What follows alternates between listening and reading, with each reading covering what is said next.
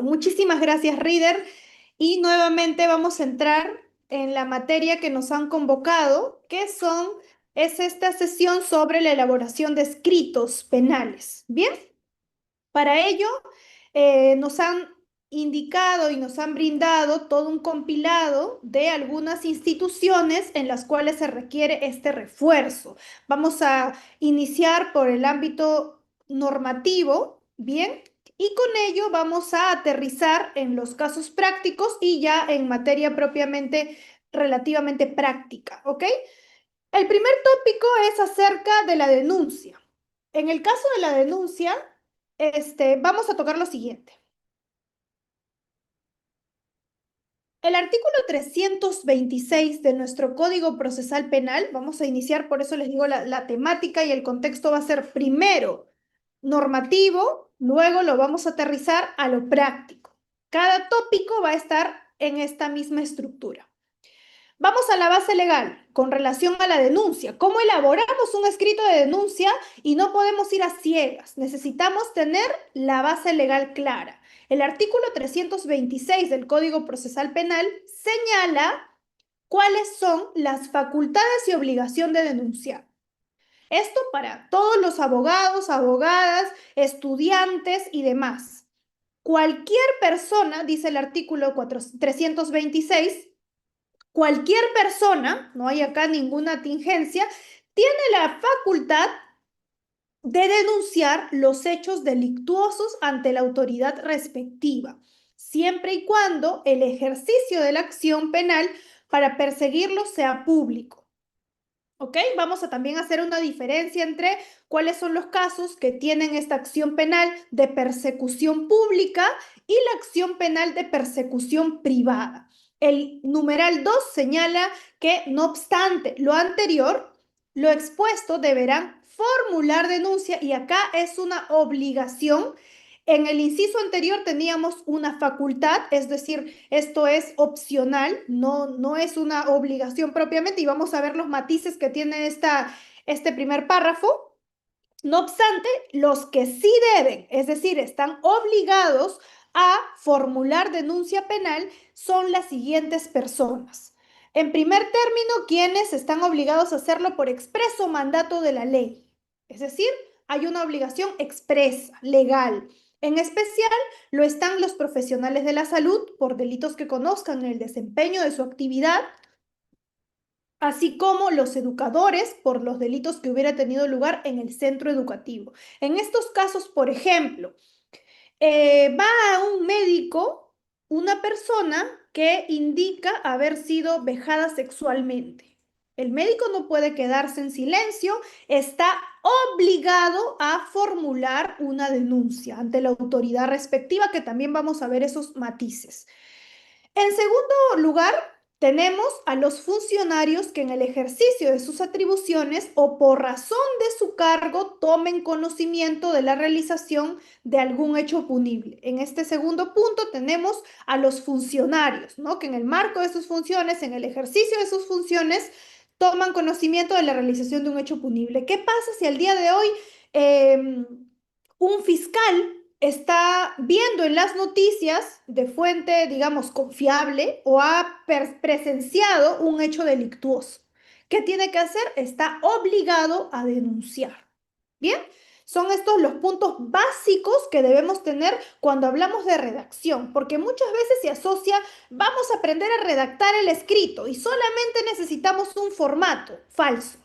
Esto no es cierto o no es suficiente. Se requiere para esto, y siempre estoy muy en contra de estos formatos, porque lo ideal es que cada uno de nosotros pueda generar, conforme a la creatividad que tiene, un documento que sirva y haga las veces del documento que requiero, del aspecto que requiero y del punto que requiero.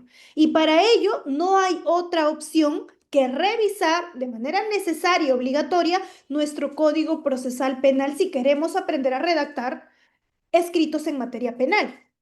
Nuestro Código Penal en la misma línea y demás. Todo esto está asociado siempre a tener la base legal a la mano. No podemos aventurarnos o pensar que podemos hacer un escrito solamente con una plantilla, un formato, un esquema. Esto puede servirnos de guía, una estructura y demás, porque ahí podemos ver cómo seguramente realizamos los escritos, los hemos construido para poder nutrirnos, sí, pero no se puede presentar este documento si antes no lo he concordado con lo que nos dice nuestro código y nuestra normativa. Entonces, en primer lugar, tener en cuenta que si quiero saber cómo redactar escritos penales, necesito tener la base legal clara. Y aquí está, artículo 326, que es cómo elaborar la denuncia. ¿Quiénes pueden realizarlo? Esto importa por la legitimidad. Hay algunas personas que tienen algunas dudas con relación a ello. Nos esclarece nuestro Código Procesal Penal. Cualquier persona puede denunciar. Claro, no soy agraviado del hecho. Entonces, ¿puedo denunciar o no? La norma nos dice y nos habilita que cualquier persona puede hacerlo. Por eso es que nosotros vemos también en muchas causas, ¿no? Que el denunciante es una persona distinta a la parte agraviada y es totalmente válido porque la norma habilita que cualquier persona puede denunciar. Porque ¿qué significa denunciar? Poner en conocimiento de una noticia criminal. Es tocarle la puerta a las autoridades públicas, y vamos a ver esta sección también, quiénes son las legitimadas y qué hacer en estos casos, es tocarle la puerta e informarle, indicarle que esto ha sucedido, tal hecho, es necesario y obligatorio que yo le brinde los datos de la persona imputada, no es obligatorio para la denuncia. Y eso justamente será el mérito que inicie las diligencias respectivas. Bien, entonces, en primer lugar, tener clara la base legal, artículo 326 del Código Procesal Penal. Por otro lado, tenemos el artículo 327, que también nos establece acerca de esta misma línea. El artículo 327 nos dice lo siguiente: quienes no están obligados a denunciar. En este punto también, los no obligados a denunciar, tenemos dos apartados. El primero, bien, nadie está obligado a formular denuncia contra su cónyuge, parientes comprendidos dentro del cuarto grado de consanguinidad o segundo de afinidad. En este caso, entonces, tenemos esta no obligación, facultad. No te pueden obligar. En el segundo punto, tampoco va a existir obligación cuando el conocimiento de los hechos está amparado por el secreto profesional. También es otra de los aspectos en los cuales no tenemos esta atingencia. Bien, entonces esto debemos revisarlo en concordancia, reitero, con lo señalado en el artículo 327 de nuestro Código Procesal Penal. Como siguiente punto, esta jurisprudencia, bien, nos indica, sobre todo, es una jurisprudencia relativamente actual en la que ustedes van a poder identificar lo siguiente. Apelación 16-2021 Lima Norte, del 16 de agosto del año 2022. Establece lo siguiente. Sobre la alegación prevista en un punto de los que se estaba discutiendo en esta resolución, no se consideró, indica, que por razón de su profesión o empleo, quien está obligado a denunciar las noticias que tenga acerca de la comisión de algún delito es una persona ajena a la comisión de tal delito. O sea, ¿qué pasa? Se le estaba indicando a un presunto implicado que tenga la obligación de denunciar. En esta apelación 16-2021 Lima Norte, que fue emitida en agosto del año 2022, hace aproximadamente 3 años, bien, se puso en la palestra esta discusión. Y entre ellas, pues lo que se indicó fue lo siguiente. Nos dice, sobre esta alegación no se consideró, ¿ok? Un punto que por razón de su profesión o empleo, quien está obligado a denunciar las noticias que tenga acerca de la comisión de algún delito es una persona ajena a la comisión de tal delito. O sea, no está colocándose aquí en esta posición de obligar a quien presuntamente ha cometido un delito, darle la obligación además de denunciar el mismo. Bien, esto dice porque implicaría que se autoinculparía. Bien, ese es un razonamiento que se ha llevado a cabo a nivel de esta ejecutoria. La alegación, se agrega, tiene vinculación con el principio nemo tenetur se ipsum accusari. ¿Qué significa, en pocas palabras? El derecho, el principio a la no autoincriminación. Una de las prohibiciones probatorias conforme a la cual, sin duda, nadie está obligado a declarar contra sí mismo o a aportar pruebas que lo incriminen. De este principio se deducen derechos fundamentales del procesado, como 1, el derecho a guardar silencio; 2, a no estar obligado a declarar o incluso declarar falsamente, que es lo que también se puso en discusión sobre esto del derecho a mentir y demás. Esta apelación lo señala de manera expresa. 3, a la asistencia desde el primer momento de su detención de un abogado que lo asesore. Y en definitiva, 4, a que no se le obligue de un modo directo mediante coacción o indirecto mediante engaño a declararse culpable o suministrar, porque claro, ponerle la obligación implica obligarle a declararse culpable o a suministrar datos que pueda facilitar la investigación de un delito en el que presuntamente puede haber participado. Nuevamente, apelación 16-2021 Lima Norte. Al respecto, ¿no? También vamos a concordarlo con esta resolución emitida, que es una resolución del Tribunal Constitucional en un proceso de habeas corpus, emitido en diciembre del año 2020, se llama, bueno, es el expediente 4202-2019. ¿Qué nos señala este expediente? Nos dice lo siguiente: en los fundamentos jurídicos de interés 20 y 21, que si bien la difusión o transmisión del contenido de la comunicación a terceros puede implicar la violación del derecho a la intimidad personal o familiar, no toda difusión o transmisión a terceros supone por sí misma la afectación de este derecho. Importante, pues este también puede ser objeto de limitaciones o restricciones. Claro, no hay un derecho absoluto. Pues así pues, existen algunos supuestos en los que precisamente a través de dicha actuación se busca proteger otros bienes igualmente legítimos, entre ellos el interés general en la investigación y persecución de un delito u otro bien constitucional análogo. Fundamento 21, ello es así porque no se puede comprender ni mucho menos defender el interés constitucional que puede existir, por ejemplo, al proteger el secreto de la comisión de un delito, nos dice. Al contrario, en estos supuestos, en lugar de existir la obligación de secreto o reserva del contenido de la comunicación, existe más bien la obligación de denunciar el hecho delictivo una vez conocido. Con relación a esto último, tal obligación incluso viene impuesta a través de la tipificación del delito de omisión de denuncia. Fíjense incluso las repercusiones penales que tiene el no denunciar, porque existe en nuestro Código Penal también un delito que tipifica la omisión de denuncia. Es decir, aquella persona que está obligada a hacerlo omite dicha acción. Artículo 407 del Código Penal. Entonces, tener en consideración que esta base legal que estamos analizando también debe leerse en línea de lo dispuesto con aquellas consecuencias legales que tiene el no denunciar.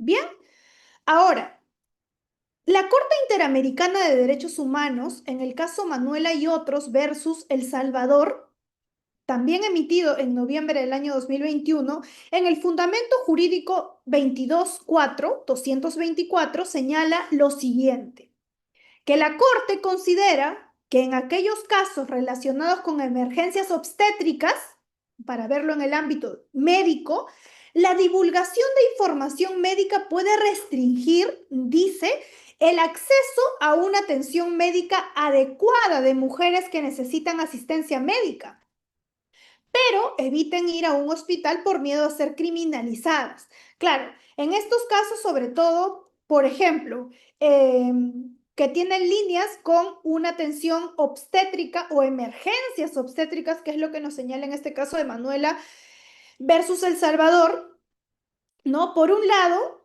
esta divulgación o esta obligación de denunciar nos dice puede restringir, por otro lado, el acceso a una atención médica adecuada de mujeres que necesitan asistencia médica, pero evitan ir a un hospital por miedo a ser criminalizadas, ¿no? ¿Qué pasa si fue como consecuencia de un aborto, etcétera? Entonces, esto evidentemente debe tomarse en consideración desde esta otra arista en la que se tiene que analizar estos casos también. Lo que indica, pone en riesgo además otros derechos que van a estar en ponderación. Derecho a la salud, derecho a la integridad personal y a la vida. En efecto, en estos casos colidan en apariencia dos normas. Por un lado, el deber de guardar el secreto profesional, ¿bien? Y por otro lado, el de denunciar. Claro, esto es en el marco en el cual también hemos visto en el artículo anterior del Código Procesal Penal se evita o no están obligados a denunciar a aquellos que les reviste el secreto profesional. Y por un lado tienen el deber de guardar el secreto profesional versus el de denunciar. ¿Qué hacemos en estos casos? Tratándose de casos de urgencias obstétricas, en este caso puntual, que ha sido, digamos, el emblemático para los aspectos de emergencias en este ámbito médico, dice, en el que está en juego la vida de la mujer, debe privilegiarse el deber de guardar el secreto profesional. Ya se ha hecho un análisis de ponderación y se ha preferido esto. Por tanto, las afectaciones causadas por la denuncia realizada por la médica tratante en el caso Manuela versus El Salvador fueron desproporcionadas frente a las ventajas que se obtuvieron mediante la misma. Nuevamente, el test de ponderación en aplicación pura. En consecuencia, la realización de la denuncia por la médica tratante constituyó una violación a los derechos a la vida privada y a la salud de Manuela, establecidos en los artículos 11 y 16 y 26 de la Convención Americana. Bien, aquí cuando colisionan estos derechos y deberes. Ok, ahora, debemos tener en cuenta que nuestro Código Procesal Penal en el artículo 328 señala de manera expresa el contenido principal que tiene en este caso, el contenido de la denuncia, que debe tener de manera necesaria la identidad del denunciante. De todas maneras, debe consignar la identidad del denunciante. No es necesario que se consigne quién es el denunciado porque puede ser contra los que resulten responsables. Y en el marco de una investigación se va a tener que identificar justamente a esta persona o personas. Entonces, lo que sí debe contener de manera obligatoria, porque vamos a ver que la denuncia puede ser verbal, pero también escrita, y en este segundo ámbito, el contenido de la misma debe de tener la identidad del denunciante. La identidad del denunciante que va además ir amparada, concordada, complementada con una narración detallada y veraz de los hechos. Y quiero hacer énfasis en estos dos adjetivos porque también tienen consecuencias penales, sobre todo lo segundo. El hecho de realizar una denuncia falsa o contrario a la verdad también acarrea responsabilidad penal. Entonces, tener mucho cuidado con esto. Se requiere una narración no solamente detallada, porque debemos brindar la mayor cantidad de información a las autoridades para que se pueda realizar una correcta denuncia y una correcta investigación de momento. Además, esto debe venir complementado con que sea veraz. La información que transmito es cual declaración jurada. Yo estoy indicando que todos estos aspectos corresponden a la realidad. Bien, están concatenados con este deber de veracidad de denunciar. Además, si es posible, claro, solo si lo es, esto es facultativo, pero la idea, reitero, en este marco en el cual le tengo que brindar la mayor cantidad de información, si tengo la información del presunto responsable, lo tengo que brindar. Solo en caso no lo haya identificado, pues en este caso no podría precisarlo y se denunciaría contra los que resulten responsables, que en primer término así se materializaría la denuncia. Ahora, las formas de presentar la denuncia, les había adelantado también, pueden ser escritas o pueden ser orales o verbales. Las escritas tienen necesariamente que ir firmadas por la persona que denuncia. puede agregarle la firma de un abogado defensor. Bien, y por otro lado, también debe ir la huella digital del denunciante. En estos casos, ahora con la digitalización y demás, vamos a ampararnos en la firma. Como segundo punto, lo verbal, aquí tenemos pues que se va a redactar el acta respectiva. Se puede acudir ante la Policía Nacional del Perú, se puede acudir ante el Ministerio Público para efectos de presentar la denuncia. En este caso se va a tener que redactar, ¿y quién lo va a tener que hacer? La policía o la fiscalía, bien, dependiendo de la entidad en la que acudamos. Puede ser también digital. Actualmente tenemos un parámetro, tenemos plataformas digitales donde se pueden presentar denuncias. Antes teníamos en la pandemia correos electrónicos, ahora hay plataformas, también se puede realizar de manera física, eso es escrito o digital. Hay canales en los cuales se pueda permitir a los usuarios y usuarias acceder de una manera más sencilla y denunciar también de manera más sencilla sin trabas administrativas. Además, tenemos la firma de identificación del denunciante, como les estoy indicando, eh, se tiene que constatar toda esta información. La idea es autenticar la identidad de esta persona. Ha ocurrido casos, y de hecho hay casos en los que se han denunciado, en las que personas inescrupulosas utilizan firmas de algunas entidades, por ejemplo, RENIEC y otros, en los que utilizan esta firma digital y la insertan en una denuncia. Resulta que más adelante Fiscalía llama para investigar un hecho, por ejemplo, de corrupción en la que se ha puesto en conocimiento mediante una supuesta usuaria o denunciante un hecho, llama, cita a la persona y esta persona desconoce que haya presentado una denuncia digital. Segundo, desconoce que haya insertado una firma. Claro, pero ¿cómo podemos corroborar si es una firma digital? Se somete a ciertos requisitos, regulaciones y demás, pero tenemos, lamentablemente, a propósito de la ciberdelincuencia, estos riesgos. ¿Y qué sucede? La persona tiene que estar sometida a un proceso en la que lo involucren simplemente por haber tomado una tercera persona, reitero, inescrupulosa, una firma y haber insertado esta para la presentación de una denuncia que desconoce, que jamás presentó y que de hecho presentaba medios probatorios que se encontraba en otro espacio, ¿no? En otro momento y por una situación bastante complicada en su vida. Muchas veces esto es importante tener en cuenta y por eso tomar todas las medidas de seguridad con relación a la firma, que hoy por hoy, como puede ser digital, se pueden generar pues estas situaciones y contingencias. Ahora, acá podemos tener un modelo bastante práctico que, repito, no tiene que ser o no nos debemos guiar al 100% y por eso la importancia de este tipo de sesiones, este tipo de diplomados, ¿no? De que tengamos la base clara y que con ello vamos a poder redactar en cualquier circunstancia. Pueden colocar, y de hecho tiene que estar dirigido a una persona, si es al fiscal, en este caso, señor o señora fiscal provincial penal de turno, o a la policía misma. Tiene que identificarse la persona que está denunciando. ¿Cómo se identifica? Su nombre completo, sus datos de identificación como el DNI, el domicilio para las debidas notificaciones. Si pueden agregar, sería mucho más práctico sus correos electrónicos, sus números de teléfono. Interpongo la denuncia por el delito tal, en agravio de tal persona. Aquí lo estoy colocando sola para no poner los nombres, ¿no? Ahí lo deben colocar. Hechos, igual, el día tal, y ahí tengo que contar de manera lo más detallada posible esta, esta situación. Sobre todo, colocarlo de manera detallada y veraz. Bien, los fundamentos jurídicos también se deben colocar. Acá hay una tingencia importante porque no es una obligación conforme al mandato jurídico. Claro, porque la denuncia lo puede realizar cualquier ciudadano. No es una obligación, sin embargo, por eso se recomienda en cierta medida que puedan estar asesorados por un abogado, quien sí debe consignar y facilitar esta información a la fiscalía o en su caso a la policía. Los medios de prueba también se deben precisar.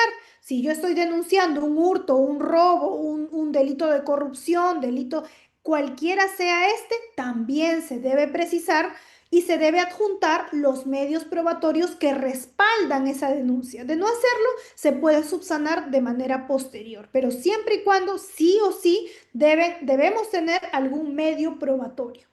En algunos casos no los tenemos, porque por ejemplo es un asalto en la vía pública. Claro, no tengo las cámaras de seguridad, más bien las autoridades me tienen que coadyuvar o tienen que investigar y recabar estos medios probatorios. Solo en los casos que sea necesario, en esta línea y lógica de que tenemos que procurar facilitar esta información y brindarla a las autoridades, es que lo debemos presentar.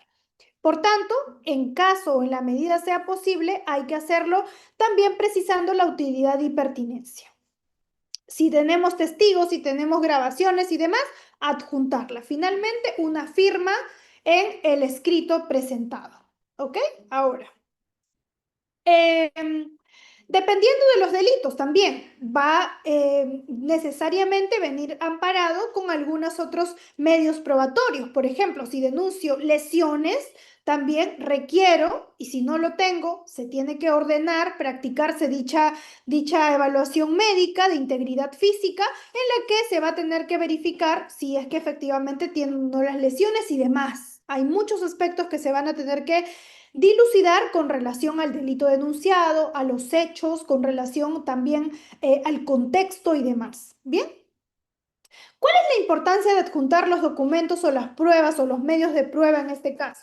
Bueno, la importancia es que se respalda la veracidad de lo denunciado. No en todos los casos vamos a tenerlo. Nuevamente, solo en caso lo tengamos, se tiene que adjuntar. Permite además una investigación más rápida y eficaz. Claro, si tengo cámaras de seguridad en mi domicilio en el cual muestro que hay personas que han querido ingresar o forzar la cerradura y no lo presento, se hace mucho más complicada la investigación. La idea es facilitar, hacer una investigación más célere. Pero si claro, de pronto no tengo cámaras de seguridad y demás, se necesita esperar que la propia municipalidad pueda obtener las mismas. Bien, entonces, por este lado tenemos también algunos ejemplos como los certificados médicos legales. Acá tenemos las lesiones, en este caso de lesiones. Si es que hablamos de delitos patrimoniales, acreditar la preexistencia del bien.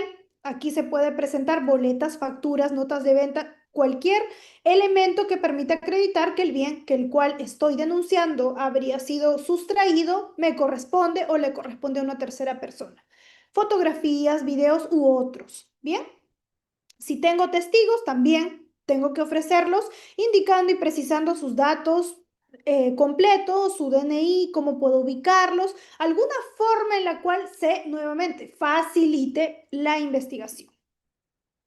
¿Cuál es el futuro de la denuncia? El artículo 334 de nuestro Código Penal nos establece que si el fiscal, al calificar la denuncia, porque este caso así se denuncia ante la policía o directamente a la fiscalía, se va a necesitar un filtro. Este filtro se llama calificación de la denuncia. Si el fiscal, al calificar, al evaluar la denuncia o después de haber realizado, dispuesto a realizar diligencias preliminares, considera que el hecho denunciado no constituye delito o no es justiciable penalmente o se presentan alguna de las causas de extinción previstas en la ley, declarará que no procede formalizar ni continuar la investigación preparatoria. O sea, se va a tener que verificar los elementos de la teoría del delito y, de ser el caso, si no concurren, se va a tener que ordenar y declarar el archivo de la causa, el archivo de la investigación, así como ordenará el archivo de lo actuado. Esta disposición se notifica al denunciante, al agraviado y al denunciado, a todas las partes. Fíjense además esto. ¿Y por qué es necesaria la notificación? Porque se tiene un derecho, el derecho a recurrir a las disposiciones, resoluciones en las que estamos en contra.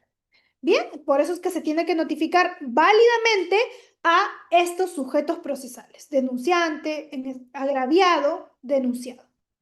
Ahora, ¿cuáles son los derechos del agraviado? Justamente tocando lo anterior. El artículo 95 de nuestro Código Procesal Penal nos regula cuáles son los derechos del agraviado. Nos dice que tiene los siguientes derechos y están enunciados de la siguiente manera. Primero, a ser informado de los resultados de la actuación en que haya intervenido, así como del resultado, procedimiento, aun cuando no hayan intervenido en él, siempre que lo solicite. ¿Ok? Informar las notificaciones y demás. A ser escuchado antes de cada decisión que implique las entrevistas, ¿no? Que implique la extinción o suspensión de la acción penal siempre que lo solicite. A recibir un trato digno y respetuoso por parte de las autoridades competentes y a la protección de su integridad, incluyendo la de su familia. En los procesos por delitos contra la libertad sexual se va a preservar su identidad, es un derecho, bajo responsabilidad de quien conduzca la investigación o el proceso.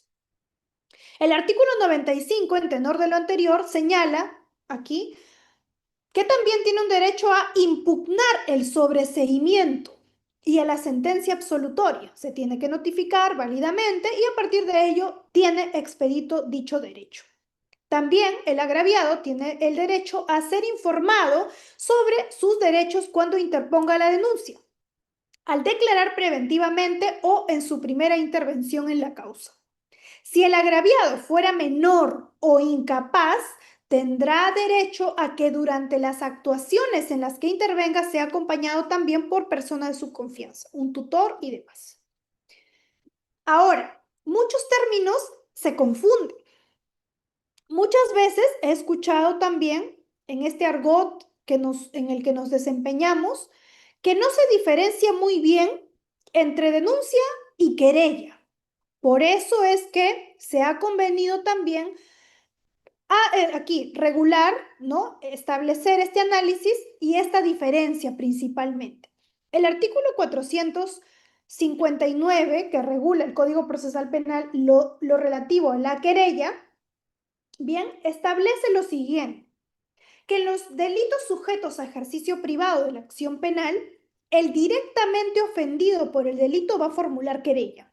Hay que tener la distinción clara en que la acción penal, entendido como un poder-deber del Estado, bien, de perseguir, puede dividirse tanto en acción penal de persecución pública, que va a estar a cargo del Ministerio Público como defensor de la legalidad, como abogado de la sociedad, bien, y por otro lado, una acción penal también, por eso es que intervienen jueces penales y demás, ¿ok? De persecución privada. En estos casos no están a cargo del Ministerio Público, pero sí de una persona que se denomina querellante.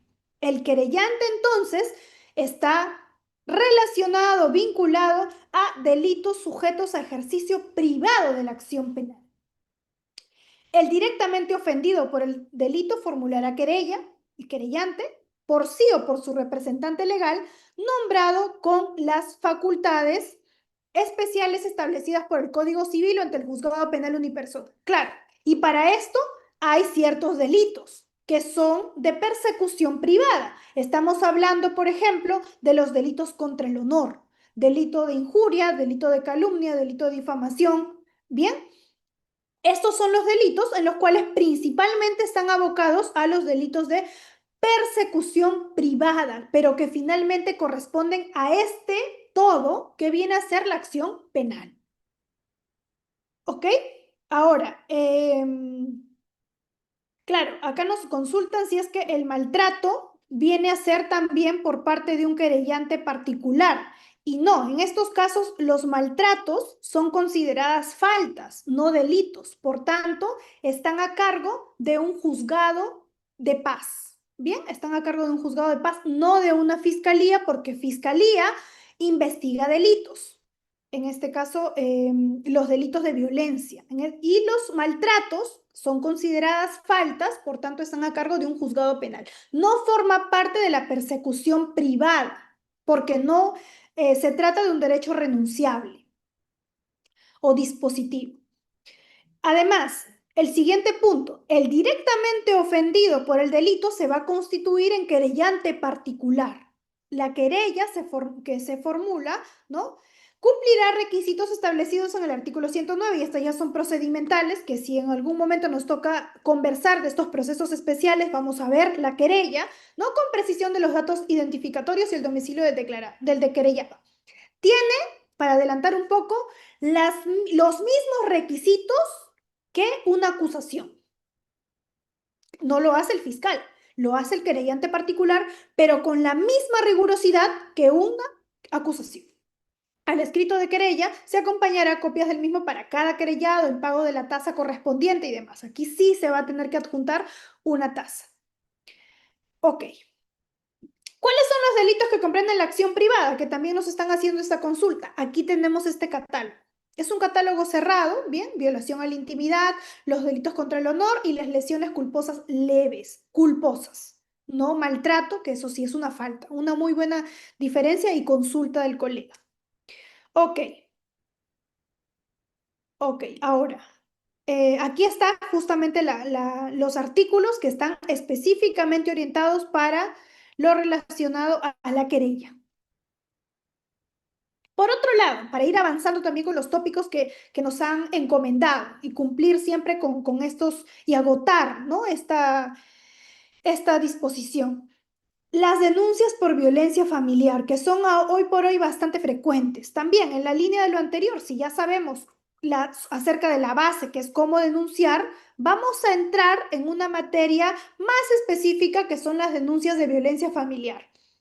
Algunos aspectos particulares que debemos tomar en consideración son la ley, sin duda, 30364. Bien, en este caso tenemos estos aspectos particulares, algunos principios rectores que hay que tener en consideración, los del interés superior del niño, la debida diligencia u otros. Aquí lo van a tener ustedes, principio de intervención inmediata y oportuna, porque los casos de violencia definitivamente tienen pues esta obligación de atender de manera inmediata los casos, por eso es que está todo esto debidamente previsto con los plazos respectivos, bajo eh, sanción disciplinaria, ¿bien? Principios, aquí tenemos la oralidad, sencillez, ¿no? Razonabilidad, proporcionalidad, asistencia y protección integral a las víctimas, el acceso a la información, y muchos otros que se encuentran regulados pues en esta ley 30364. También hay que tener en consideración que ha habido muchísimos cuestionamientos que también están concatenados con los principios, ¿no? Porque se habla de las medidas de protección que se emiten y demás y que vulneran muchas veces estos principios de proporcionalidad. Es decir, no es una medida a medida del caso, no es una medida a medida o razonable con la situación concreta. Más allá de esta discusión, que seguramente la hemos tomado también en consideración en las diversas clases que hemos tenido también con Udiápolis acerca de delitos de violencia contra la mujer, vamos a entrar aquí a tallar algunos aspectos particulares de esta ley, pero con relación a las denuncias que se tienen que hacer, que es el tópico que se nos ha encomendado, solo para centrarnos y ser bastante pertinentes con el tema. El artículo 10, por ejemplo, de esta ley 3036-4 nos establece la regulación del derecho a la asistencia y protección integrales. Nos dice que es deber de la policía, de la fiscalía, del poder judicial y de cualquier operador de justicia informar bajo responsabilidad, con profesionalismo, imparcialidad, en estricto respeto del derecho a la privacidad y confidencialidad de la víctima acerca de sus derechos y de los mecanismos de denuncia. Fíjense, se nos ha encomendado el tema denuncias en los casos de violencia.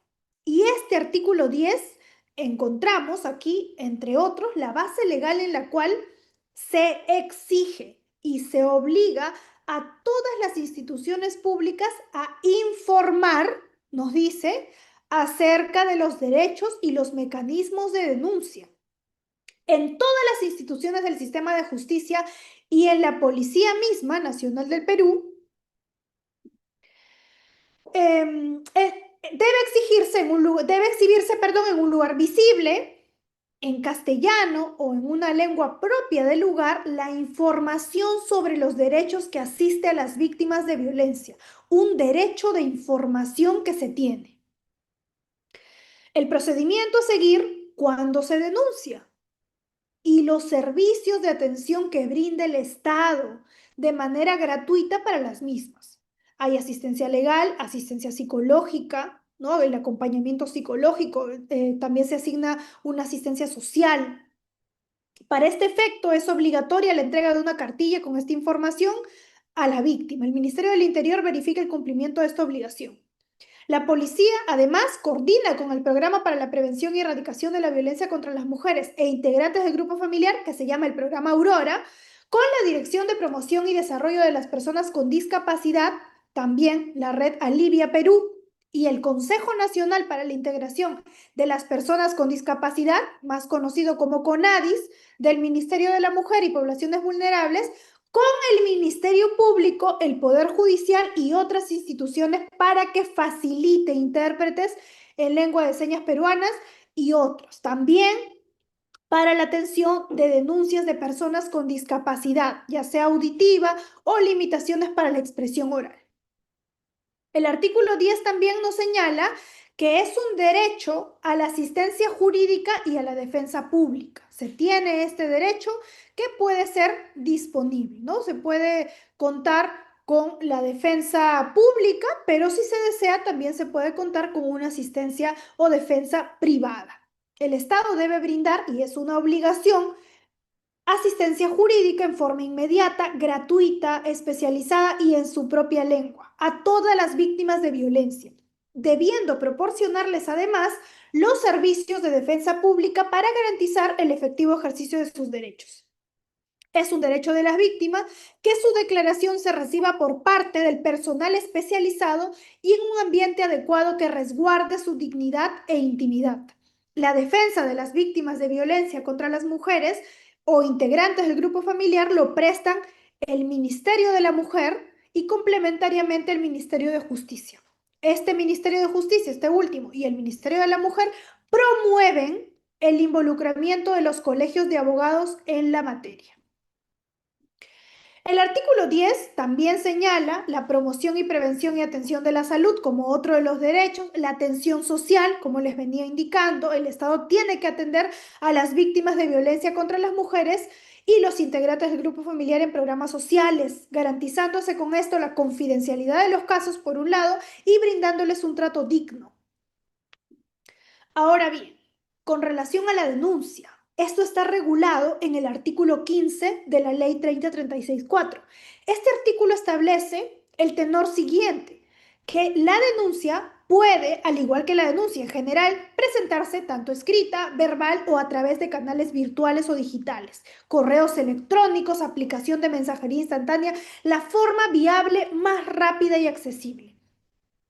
Ante la Policía Nacional del Perú, 1, o las fiscalías penales, 2, o de familia y los juzgados de familia, en cualquiera de estas vías. O en los lugares donde no existe estos últimos, en este caso, juzgado de familia o fiscalías penales, se va a tener que presentar ante los jueces de paz letrados o juzgados de paz. Cuando se trata de denuncias verbales, se va a tener que levantar un acta. Claro, no es que denuncio y ahí queda. Tiene que redactarse por parte de la autoridad policial, en este caso, o fiscal, levantarse este acta que tiene que ser suscrita. Ahora, la exigencia que tiene la única exigencia, nos dice, es suministrar una sucinta relación de los hechos. Es lo único que se debe exigir. Por tanto, el hecho de no aceptar una denuncia cuando algún usuario, usuaria ha acudido a las autoridades, incluso constituye un delito de omisión de denuncia, dejando a salvo también las responsabilidades administrativas disciplinarias que conlleve a ello.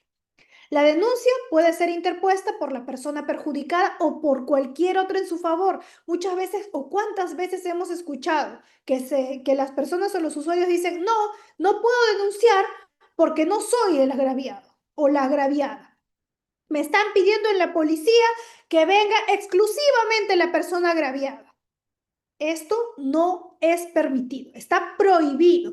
La denuncia puede ser interpuesta por la persona perjudicada o por cualquier otra en su favor. Por eso es que muchas veces, y hay que hacer esta distinción, no necesariamente denunciantes son iguales a agraviados. Sin necesidad de tener su representación, con el único requisito, esto sí se requiere, que el denunciante sea debidamente identificado por la autoridad que recibe la denuncia, guardando la reserva del nombre en los casos establecidos por ley. Se tiene que guardar la reserva en esos casos. Y cuando obedezca causas razonables no previstas en ella, mantendrá la reserva y realizará una intervención de oficio, las famosas denuncias anónimas, ¿no? Solo en casos estrictamente justificados. También puede ser interpuesta por la Defensoría del Pueblo. No se requiere firma del abogado, tasa alguna u otra formalidad. La defensa penal es gratuita. Artículo 1 del Código Procesal Penal. No se requiere. Esto es una facultad. Si la persona requiere asistencia letrada de una defensa privada, lo puede realizar. Y si no, el derecho estándar es para todos nosotros, los usuarios. Sin perjuicio de lo expuesto, los profesionales de la salud y educación también deben denunciar los hechos de violencia contra la mujer. Esto está también regulado en la base procesal penal. Para interponer una denuncia, no es exigible presentar resultados de exámenes físicos, psicológicos, pericias de cualquier naturaleza o mostrar huellas visibles de violencia. No es un requisito. Artículo 15. Si la víctima o denunciante cuenta con documentos que sirvan como medios probatorios, estos se reciben e incluyen en este informe de la policía, del Ministerio Público o en el expediente del mismo Poder Judicial.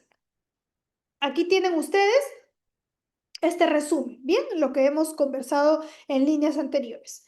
El artículo 15A además señala que el trámite de la denuncia presentada ante la policía es el siguiente, bien. La policía aplica la ficha de valoración de riesgo, que también es ampliamente conocido. Una vez que se denuncia, tiene que aplicar la ficha de valoración de riesgo, que es un documento donde se van a realizar diversas preguntas que van a ser sumadas, valuadas y finalmente arrojar un estándar o un rango en el cual se puede identificar los riesgos de violencia. Hay riesgo leve, riesgo moderado o riesgo severo. En todos estos casos van a existir diversas preguntas que de manera técnica se llaman factores de riesgo, que implica que la persona denunciante o agraviada tenga que ir indicando. Claro, esto tiene la misma validez que también una denuncia, porque aquí también vamos a poner en conocimiento una información que estamos brindando ante las autoridades. Y en tanto se dicten y ejecuten las medidas de protección en los casos de riesgo severo, prioriza también el patrullaje integrado en las inmediaciones del domicilio de la víctima o de sus familiares, en coordinación con el serenazgo y las organizaciones vecinales y otras acciones. Adicional a esto, la policía comunica los hechos denunciados al representante del Ministerio de la Mujer para la atención de la víctima en los famosos CEM, Centro de Emergencia Mujer. Es decir, no se agota la labor de la policía únicamente en recepcionar la denuncia y aplicar la ficha de valoración de riesgo, sino que además es un deber de la policía comunicar estos hechos al representante del Ministerio de la Mujer para la atención de la víctima en estos centros de emergencia mujer y, de ser el caso, en los hogares de refugio temporal. Cuando los CEM o Centro de Emergencia Mujer no puedan brindar el servicio, se va a tener que comunicar a la Dirección Regional de la Defensa Pública correspondiente al Ministerio de Justicia para actuar de manera inmediata. Culminado el informe, y dentro de las 24 horas de conocido el hecho, la policía remite las copias a la Fiscalía Penal y al Juzgado de Familia de manera simultánea, a fin de que actúen en el marco de sus competencias. Es obligación entonces de la policía remitirlo por estos dos canales: a la Fiscalía, quien es el defensor de la legalidad, el persecutor del delito, y además al Juzgado de Familia para que otorgue o no las medidas de protección respectivas. En todos los casos tiene que ser remitido. El informe o atestado policial incluye también algunas copias de antecedentes u otra información que sea relevante para el juzgado. Bien, entonces, esto es importante tener en cuenta porque si se denuncia de manera verbal o si se hace de manera escrita, se deben observar justamente los requisitos que están en el artículo 15. Es importante que tengamos en cuenta estas consideraciones normativas. Aquí tienen pues este resumen como ya se ha indicado. El artículo 15b, que también estamos en esta misma línea, no se establece acerca del trámite de la denuncia presentada ahora sí ante el Ministerio Público, ya sea una fiscalía penal o una fiscalía de familia, según corresponda. En estos casos, se va a aplicar también la ficha de valoración de riesgo, que se tiene que realizar así en una fiscalía, y se dispone la realización de los exámenes y diligencias correspondientes.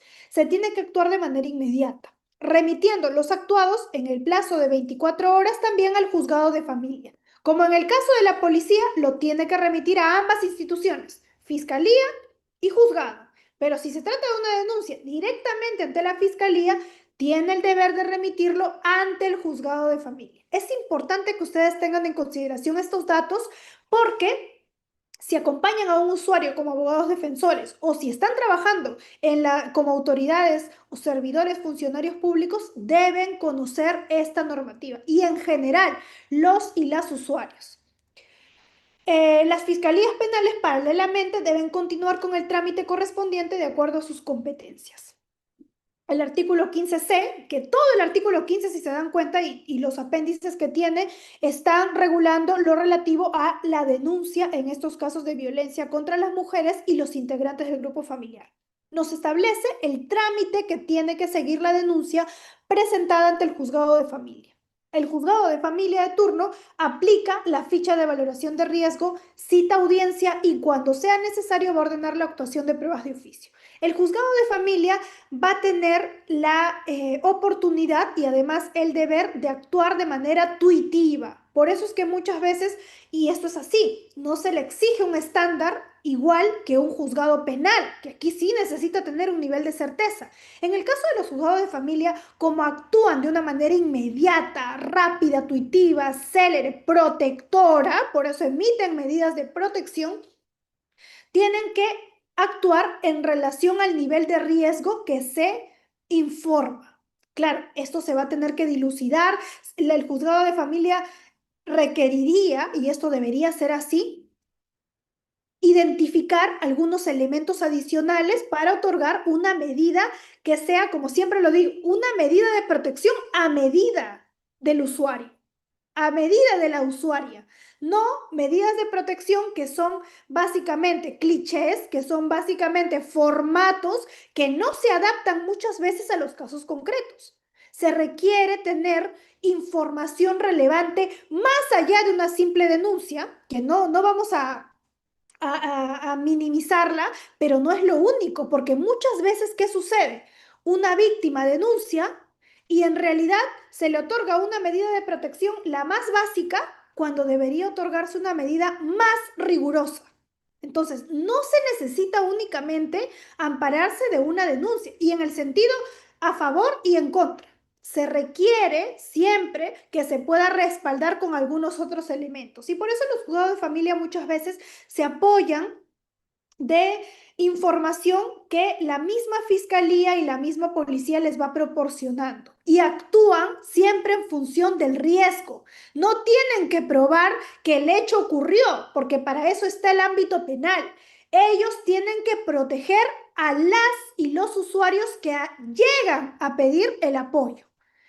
Bien, esto tener las diferencias claras porque muchas veces se cuestiona y de hecho hay muchísimos aspectos que podemos cuestionar en nuestras instituciones, pero lo cierto es que los juzgados de familia como deber tienen que tutelar de manera inmediata a las víctimas. Por eso es que nos pueden decir, y hay muchas consultas que nos han hecho, ¿no? ¿Qué pasa si la víctima miente? Claro, el juzgado de familia no tiene que presumir que está mintiendo. Se presume, el principio de veracidad. En principio es real lo que me ha indicado. No podemos tener este sesgo y por tanto el juzgado de familia tiene que actuar de manera inmediata en función de los riesgos que se han identificado. Tener en cuenta esto, porque muchas veces se otorgan medidas de protección que no están ajustadas, no son razonables o no son eficaces o eficientes con el hecho concreto o la necesidad que se requiere por parte de la víctima. Muchas veces tenemos niveles de riesgo que no reflejan necesariamente la realidad. Y también el juzgado de familia está para ello, para proteger, tutelar de manera inmediata. Ok, entonces, ¿es necesario contar con todos los datos de la víctima? Una pregunta que también podemos resolverla con el artículo 16A.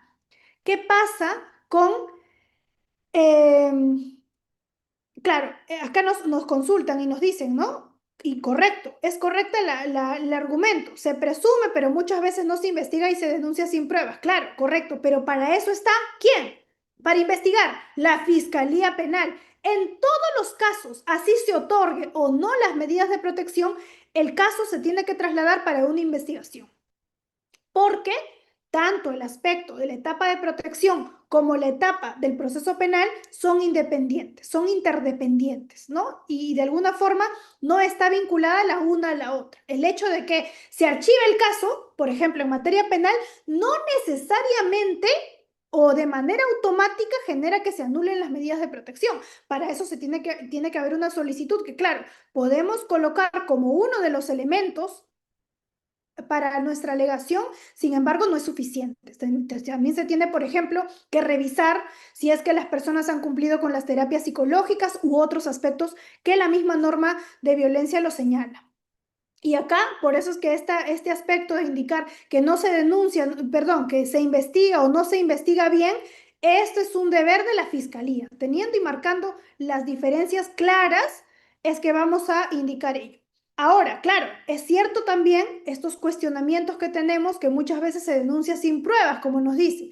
Claro, para eso está, y nuevamente nos remitimos a la parte inicial de la sesión. No se exige que los usuarios y usuarias lleven una prueba al costado para que recepcionen la denuncia. La denuncia tiene que sostenerse en función al detalle y la veracidad como se ha indicado. Y si en caso se ha denunciado falsamente, tendrá que procesarse como corresponde. Aquí son cuestiones objetivas. Bien. A ver, nos dice, y esto es una muy buena consulta y vamos en la línea de lo anterior para ir viendo ello. Debe entenderse que si la víctima requiere tutela urgente, entonces es mejor denunciar ante el juzgado de familia. En algunos casos conviene realizarlo directamente al juzgado de familia, solo que también se asocia mucho denuncias con policía, denuncias con fiscalía, de una manera mucho más, digamos, simpática. ¿Por qué? Porque tenemos, por ejemplo, comisarías en cada sector, en cada distrito, la tenemos de una manera más cercana. Claro, puede realizarse. No es que convenga mucho más, dependiendo de la circunstancia del caso, puede realizarse de ese modo. Pero recuerden que en todos los supuestos vamos a tener que trabajar con un binomio, fiscalía o policía, y si es policía, lo va a remitir a la fiscalía, en este caso, este ámbito penal de investigación, de recepción de denuncia y demás, y el juzgado de familia, que si bien también recepciona denuncias, ¿quién es el legitimado para hacerlo? La fiscalía. Por tanto, si yo denuncio ante el juzgado de familia, se va a tener que remitir los actuados a la fiscalía. Y el juzgado de familia va a tener que otorgar, claro, de manera también inmediata, las medidas de protección.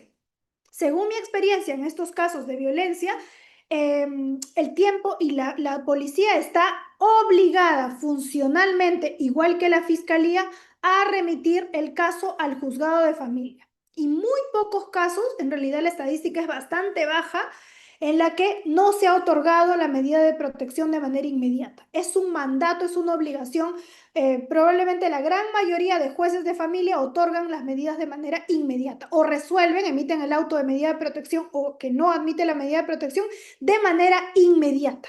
Esto sí está concatenado e institucionalizado para que se reciban estas medidas de protección. Claro, ahora también tiene el deber la policía de hacer el seguimiento de la ejecución de dichas medidas para garantizar el cumplimiento de las mismas. Bien, Si la víctima va a la fiscalía y no la atienden de manera inmediata, resolviendo acudir a la comisaría. Puede acudir a cualquiera de estas y en caso en alguna de las instituciones no se le quiera recepcionar la denuncia, se tiene inmediatamente que constituir a la fiscalía para que levante un acta porque estamos ante un caso flagrante de omisión de recepcionar la denuncia, omisión de actos funcionales por parte de dichas autoridades que no quieren recepcionar la denuncia. Bien, entonces, en relación a la pregunta que les había formulado, el artículo 16A de la ley 3036-4 establece que ¿qué pasa si desconocemos el domicilio u otros datos de la víctima? En estos casos, cuando se desconozca el domicilio u otros datos de ubicación, localización de la presunta víctima y además no existan otros elementos que sustenten el otorgamiento de las medidas de protección o cautelares, el juzgado de familia traslada a los actuados al fiscal penal para que inicie las investigaciones correspondientes. Estos son los casos particulares cuando no tenemos la ubicación. Es importante acceder a las medidas de protección. Bien, una vez que se presenta la denuncia, el artículo 16b nos dice que nos regula la remisión de los actuados a la Fiscalía Penal y la formación del cuaderno de medidas de protección. Como ya les había indicado, si la policía tiene el caso, recepciona la denuncia o se presenta una denuncia escrita o verbal, tiene la obligación de remitirlo a la Fiscalía Penal y al Juzgado de Familia. El artículo 16b establece ello. El Juzgado de Familia va a remitir también los actuados a, eh, a la Fiscalía Penal para el inicio de la investigación penal o al juez de paz letrado o al que haga sus veces para el inicio del proceso de faltas. Hay que diferenciar, como les había indicado también, conforme sus competencias, quedándose con copias para formar un cuaderno de medidas de protección.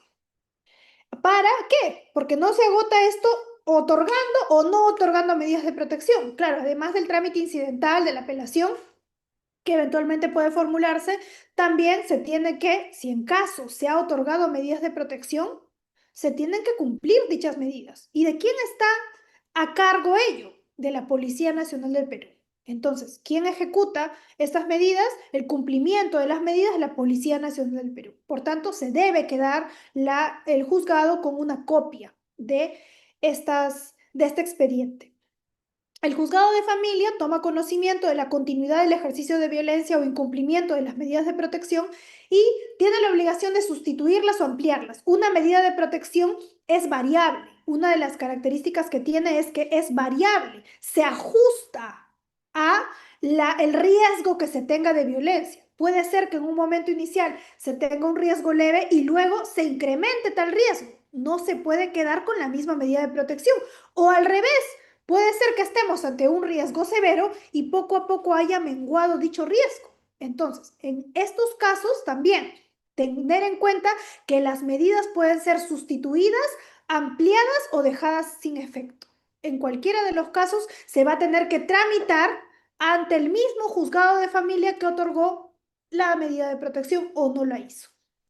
Ahora, en los casos de incumplimiento de las medidas de protección o cautelares, se pone en conocimiento del Ministerio Público, porque también acá tenemos un delito, el delito de desobediencia a la autoridad.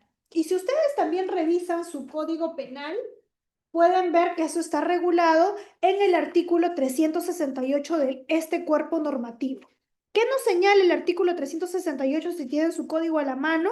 Bien, lo siguiente, permítanme un momento, el último párrafo nos dice, cuando se desobedece o resiste a una medida de protección dictada en un proceso originado por hechos que configuran violencia contra las mujeres, es una de las modificaciones que se ha realizado, o los integrantes del grupo familiar será reprimido con una pena no menor de 5 ni mayor de 8 años.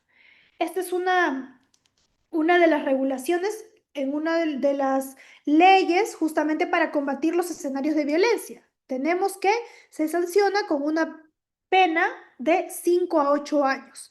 ¿Qué sucede? Y muchas veces hay casos que han llegado incluso a la Corte Suprema cuando se discute la tipicidad de estos delitos, si ustedes hacen una comparación solamente para concordar y hacer una sistematicidad con otros delitos u otros tipos penales de nuestro código, los invito a remitirse al artículo 122b del Código Penal. El artículo 122b, que ustedes saben en el marco de la violencia familiar, regula bien las agresiones, el delito de agresiones en contra de las mujeres e integrantes del grupo familiar. ¿Qué sucede? Que hay casos en los cuales, por ejemplo, si ustedes leen el 122b.6, nos dice, si la persona contraviene una medida de protección emitida por la autoridad competente. ¿Cuál es la pena? No menor de 2 ni mayor de 3 años. Es decir, aquella persona que cause lesiones corporales, ¿no? O violencia o afectación psicológica, en este caso, cognitiva o conductual que no califique como un daño psíquico, pero además, importante, contraviniendo una medida de protección, si hacemos una sistematicidad bastante básica, la pena es absolutamente menor que solamente desobedecer. Y claro, sin minimizar lo segundo. Pero fíjense esta cuestión y han llegado casos a la Corte Suprema en la que el ponente César San Martín Castro ha denominado este acto como un craso error del legislador, así de manera textual. Nos dice, es un craso error del legislador haber enfatizado, elevado las penas drásticamente para los casos de desobediencia a la autoridad en este ámbito, 368, último párrafo, pero no se ha concordado con un delito que sí configura violencia física o psicológica e incluso está en su forma agravada y que tiene una pena mucho menor. Bien, entonces es importante tener en cuenta esta cuestión que incluso ha sido discutida a nivel de la Corte Suprema en el marco de los casos de violencia contra las mujeres e integrantes del grupo familiar. Lo tenemos así, o sea, si lo vemos desde un aspecto bastante frío, podemos verificar que incumplir una medida de protección que de hecho tiene un disvalor alto, tiene una pena de 5 a 8, pero incluso es mucho más drástico que lesionar o violentar a una mujer o integrantes del grupo familiar en el marco de una medida de protección. O sea, si te han impuesto una medida de protección y tú la violentas, tienes una pena de 2 a 3 años. Genera lo que llamamos también en doctrina los incentivos perversos. Y esto ha sido denominado y puesto en la palestra y discusión porque es un craso error del legislador. Entre otros aspectos que tenemos, como bien sabemos en el marco de nuestro Código Penal, que lamentablemente como tenemos muchas enmendaduras, es que suceden estas contradicciones legales. Bien, entonces vamos avanzando con ello. ¿Ok? Ahora, las diligencias imprescindibles que tenemos, la declaración de la víctima, la entrevista única en estos casos, cuando la víctima es niña, niño, adolescente o mujer, su declaración va a practicarse bajo la técnica de entrevista única para evitar la revictimización. Se tramita además como una prueba anticipada, que eso está regulado en nuestro Código Procesal Penal. La declaración de la víctima mayor de edad a criterio del fiscal puede realizarse bajo la misma técnica. En cualquiera de estos casos se llevará a cabo en un ambiente privado y cómodo y seguro. El juez solo puede practicar una diligencia de declaración ampliatoria de la víctima en casos que requiera aclarar, complementar o precisar algún punto sobre su declaración. No es la regla la ampliación de la entrevista en cámara Gesell, porque es única en teoría o por regla general, y solamente en casos justificados y debidamente autorizados por un juez puede practicar una declaración ampliatoria de la víctima. Bien, ahora, redacción del acta de intervención policial. Otro tópico que también nos han asignado para esta sesión. Como tercer punto, redacción del acta de intervención policial. También el artículo 330 nos indica que la investigación preliminar del delito está a cargo de la policía. Bien. Ante el incumplimiento de las medidas de protección, la policía detendría por 122B o por el 368 del Código Penal. Muy buena pregunta y que de hecho esto también ha sido discutido a nivel de la Corte Suprema. Depende cuál es el hecho, porque si el hecho es nuevamente un escenario de violencia, estaríamos en el 122B, fíjense. Y nuevamente, el incentivo perverso, si somos críticos, y esto por eso siempre tenemos que hacer lecturas críticas de nuestra norma y en general de los contextos en los que nos encontramos, genera incluso un incentivo perverso con relación al artículo 368 que es desobedecer una medida de protección. Esto tiene que ser de manera urgente corregido por el legislador. En este caso depende del contexto. Si hay un nuevo escenario de violencia, encajaría y depende de la tipicidad en el 122B. Muchos casos se han tramitado a nivel del 368, cuando significa un incumplimiento de estas medidas de protección. O sea, el legislador al elevar o colocar de una manera más drástica el artículo 368, al colocar, asignar, incorporar de manera técnica este último párrafo, se olvidó de concordarlo con el 122B. Bien, eso es lo que ha ocurrido. Depende del hecho. Si ocurre un nuevo escenario de violencia, 122B, agravante. Si ocurre un incumplimiento de la medida, bien, el 368, que de hecho tiene mucha, acá estaríamos también ante un concurso, ¿no? Aparente. Tendríamos que encajarlo en el hecho más apropiado. Ya hay casos que han llegado a la Corte Suprema en los que un nuevo escenario de violencia calza no en el 368, sino en el 122B. Correcto. Así es. Eso ha llegado a nivel de la Corte Suprema, como les he indicado. Así es, colega doctor José Vázquez. Muy bien, muy buen razonamiento. Bien, siguiendo en la misma línea, el artículo 330 de nuestro Código Procesal Penal nos regula, y a propósito también de las declaratorias que ha tenido el Tribunal Constitucional, en el cual le asigna a la Policía Nacional del Perú la dirección operativa de la investigación preliminar, y ustedes han visto seguramente esos arduos e incansables debates en los que se consulta, ¿no? ¿Quién debería investigar mejor? ¿O la policía o la fiscalía? ¿Quién tendría que dirigir la misma? Etcétera.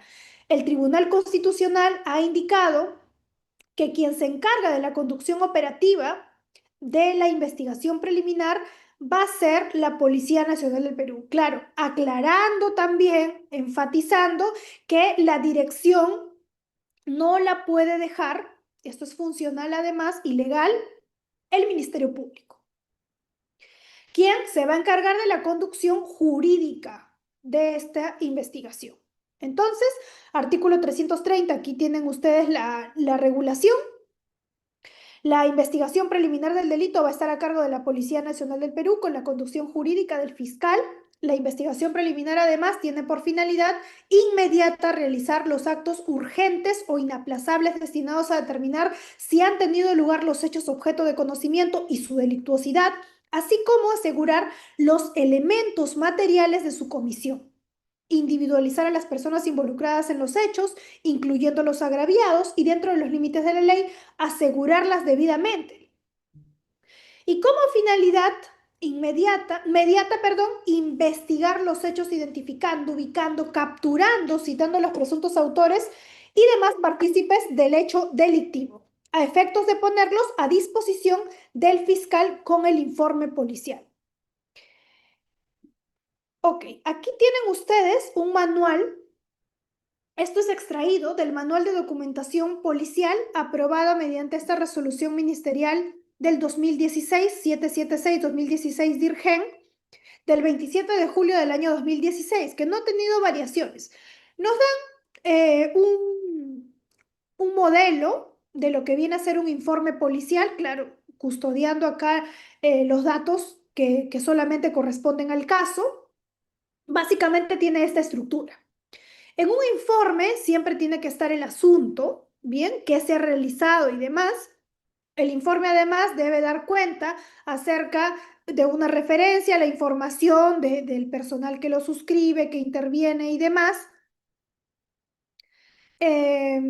diligencias preliminares que han sido efectuadas, se va a tener que hacer no solamente una enumeración de las mismas, sino además consignar alguna información que sea valiosa, que debe tener en consideración la Fiscalía para tomar una decisión de si archiva el caso, de si continúa la investigación, amplía el plazo, formaliza u otros.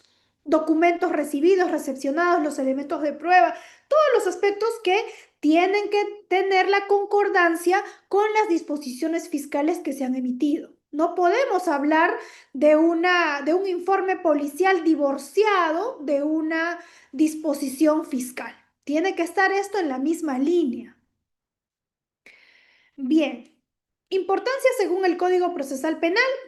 También tenemos otras facultades, ¿no? En el caso, el control de identidad policial y otros aspectos que vamos a complementar con ello. Acá tienen alguna jurisprudencia que pueden ampararla para efectos de complementar lo anterior en relación a esta facultad que se tiene que, en caso no sea posible la exhibición del documento nacional de identidad, según la gravedad del hecho y solamente cuando exista un indicio razonable de la comisión delictiva, puede practicarse este control de identidad policial. Bien, de todas maneras, acá tienen la jurisprudencia respectiva que respalda lo anterior. En este caso, también con relación a las intervenciones que se realizan y demás en este ámbito. Vamos a centrarnos mucho más en el punto relativo a este tópico. Aquí tienen mucha jurisprudencia que he logrado nutrir para que ustedes tengan ese respaldo con relación a estos casos en las actas de intervención policial. Por eso es que se ha colocado abundante jurisprudencia que está realizada en este sentido. Bien, ahora las actas conforme al manual de documentación policial aprobado mediante esta resolución ministerial que les he mencionado, 776-2016 DIRGEN, son de este tipo. Aquí tienen también, en este ámbito, deben contener un número solo para tener la secuencia en el respaldo, ¿no? Tiene una especie de una remisión o una solicitud.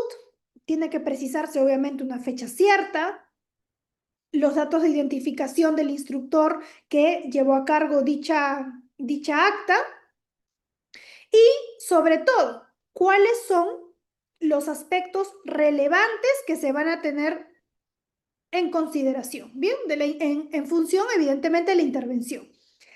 Toda esa información va a ser contenida en dicho acta. Está regulado nuevamente en esta resolución ministerial 776-2016. Aquí tienen la segunda parte. A esta persona intervenida, aquí tienen ese detalle, ¿no? Se interviene a tal persona y hay que identificarla con DNI, domicilio, fecha de nacimiento, etc. ¿Qué más? ¿Qué se le informó? El motivo de la intervención. ¿Cuál fue el motivo de la intervención? Ojo, todo acta debe consignar de manera expresa el motivo de la detención. Luego, se le tiene que poner en conocimiento los derechos que le asisten al intervenido, intervenida, y que se encuentren contenidos en ese artículo 71 del Código Procesal Penal. Y con esto se formula también las siguientes actas. Fíjense cómo viene todo de la mano. El acta de intervención policial viene también con este catálogo de actas y formularios respectivamente. Acta de lectura de derechos, se debe tener ello, el acta de registro personal, el acta de registro vehicular, el acta de hallazgo y recojo, el acta de incautación, el acta de entrevista y el formulario de cadena de custodia en caso sea así indicado, sobre todo por el registro personal y demás. Finalmente, la persona intervenida va a ser puesta a disposición de ¿qué? ¿Quién es el encargado? El policía interviniente y demás, con las actas antes señaladas para las investigaciones que correspondan. Y finalmente termina con una hora y día específico. Ahí está. Y la suscripción o la firma de dicho efectivo policial que redacta dicho acta. El acta de lectura de derechos, fíjense también con esta redacción, ¿no? También debe tener esta estructura. una fecha cierta en todos los casos. No podemos hablar de escritos que no tengan una fecha.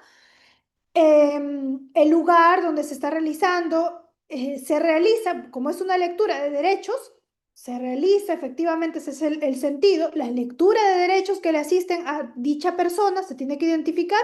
¿Y dónde están los derechos que le asisten a una persona intervenida e investigada? El artículo 71 del Código Procesal Penal. ¿Cuáles son estos derechos? Y se tiene que explicar, ahí está de manera expresa. El imputado puede hacer por sí mismo, a través de su abogado, valer los derechos que se le concede desde el inicio de las primeras diligencias de investigación hasta la culminación del proceso. Los jueces, fiscales o la policía deben hacer saber al imputado de manera inmediata que tiene derecho a conocer los cargos formulados en su contra, tiene relación con el acta anterior, debo saber el motivo de la intervención y, en caso de detención, a que se exprese la causa o motivo de dicha medida, entregándole la orden de detención girada en su contra cuando corresponda. Designar a la persona o institución a la que debe comunicarse esta detención y que dicha comunicación se haga en forma inmediata. A ser asistido desde los actos iniciales de investigación por un abogado defensor, a abstenerse de declarar y, si acepta hacerlo, a que su abogado esté presente, ¿ok? En este caso sí es importante tener en cuenta ello. A que no se emplee en su contra medios coactivos, intimidatorios o contrarios a su dignidad, ni a ser sometidos a técnicos o métodos que induzcan o alteren su voluntad o a sufrir un daño a la dignidad, a ser examinado por un médico legista cuando su estado de salud así lo requiera. ¿Ok? Ahora, importante, con lo que concluye esta acta, ¿no? Ahí está, esta lectura es básicamente informativa. Se tiene que informar esta situación. Otro de los tópicos que se nos ha encomendado, haciendo el checklist, es el recurso de apelación. También con esto nos podemos tomar bastante espacio en darles algunas recomendaciones sobre el recurso de apelación, sobre todo para que tengan en cuenta qué debe contener mínimamente, ¿ok? Esta, en este caso, este recurso mismo. El artículo 401 del Código Procesal Penal, a ver, me están pidiendo que vuelva a la anterior diapositiva. Aquí lo tienen, aquí la tienen. Es el acta de lectura de derechos del investigado en sede policial. Este es uno de los formatos que han sido extraídos de esta resolución que les he mencionado. Bien, vamos avanzando con ello porque tenemos varios tópicos que tocar, de hecho. El artículo 401 nos establece y nos detalla acerca del recurso de apelación. Nos señala que al concluir la lectura de sentencia, y esto vamos a ver porque la apelación puede realizarse a sentencias, autos, no es contra las resoluciones. Bien, al concluir la lectura de sentencia, el juzgador preguntará a quien corresponda si interpone un recurso de apelación. No es necesario que en este acto fundamente el recurso. También puede reservarse la decisión de impugnar. Para los acusados no concurrentes a la audiencia, el plazo empieza a correr desde el día siguiente de la notificación en su domicilio procesal. Rige lo pertinente, en lo pertinente lo dispuesto en el artículo 405, que todo esto va concordado en esta línea del derecho a la impugnación, los recursos y demás. Si se trata de una sentencia emitida conforme a lo previsto en el artículo 448, el recurso se interpondrá en el mismo acto de lectura. No es necesaria su formalización por escrito. En caso el acusado no concurre a la audiencia de lectura, rige el literal C del artículo 1, inciso 1 del artículo 414. Todo esto está debidamente regulado en nuestra normativa procesal penal. Una vez la Sala Penal Superior recibido este cuaderno de apelación, porque aquí se va a formar un incidente y se va a elevar a una sala, se comunicará a las partes que pueden ofrecer medios probatorios en el plazo de 3 días. Importante algunos aspectos acá que hay que tener en consideración. Sobre todo, debemos tener en cuenta lo siguiente, ¿bien? Este recurso no se presenta ante la sala. Una cuestión básica que algunas personas desconocen, pero es importante ponerla a su conocimiento. no se presenta directamente a la sala. Claro, el efecto es devolutivo, pero esto no significa que se va a presentar directamente a la sala. Se presenta ante el juzgado, bien, que ha emitido dicha resolución que a mi consideración, porque si soy apelante impugnante, es que esta resolución me genera agravio en principio. Entonces, la lógica es la siguiente: la tengo que interponer ante el juzgado que emite la resolución, sentencia o auto, que me genera agravio. Si soy fiscalía, por ejemplo, y declaran fundado mi requerimiento de prisión preventiva y estoy de acuerdo, tengo que apelar. Si me genera agravio, lo tengo que hacer. Si soy defensa técnica, y acá vienen muchos matices también, si soy defensa técnica y me absuelven de un proceso, tengo que apelar, puedo apelar, ¿no? Debo hacerlo. Y acá la lógica es esta: si este juzgado o quien haga las veces de primera instancia emite una resolución que me genera agravio, porque vamos a verlo también, se tiene que hacer la expresión de agravios. ¿Cuáles son los deberes que ha incumplido el acuo? Y con eso voy a tener que presentar y expresarlos de manera detallada en mi recurso de apelación. Entonces, la lógica es la siguiente: si la resolución no me genera agravio, debo apelarla, y ahí vienen los matices. Bien, ahora, en principio, y como les estoy indicando, solo en cuanto genere agravio voy a presentar una apelación.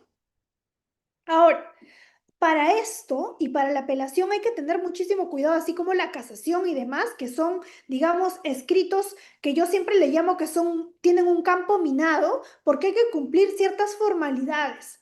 Las formalidades para la admisión del recurso, y solo para la admisión, porque puede declararse admisible o puede declararse también procedente, va a depender esto. Para la admisión del recurso, porque nuevamente les explico la lógica: si es que el juez de primera instancia o quien haga sus veces emite una resolución que me genera agravio, pasa por un primer filtro, que es ante este mismo juez. Un filtro bastante sencillo, entre comillas, pero que muchas veces hay personas que se confían, colegas que se confían, y por tanto su recurso se declara inadmisible. O mucho peor, improcedente. Vamos a ver aquí los matices. Este juzgado primero, de primera instancia, el juzgado de primera instancia que va a filtrar, a hacer este primer filtro bastante básico, tiene que comprender estas formalidades del recurso para su admisión.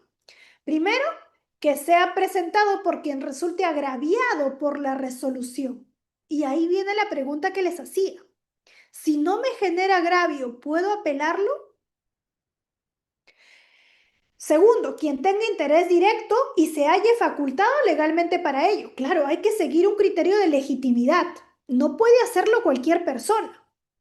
Tiene que realizarlo aquella persona que se considera agraviado por esta resolución de primera instancia, o quien haga las veces, quien tenga un interés directo en que se cambie el sentido de dicha resolución o se declare nula, y se halle facultado legalmente para ello. Entonces, criterios importantes para la apelación: necesito estar facultado, hay un prospecto que debo seguir.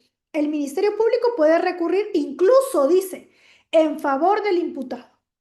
Esto es un aspecto que está regulado, pero que lamentablemente, ¿cuándo han visto que un Ministerio Público, con las salvedades debidas, recurre en favor del imputado?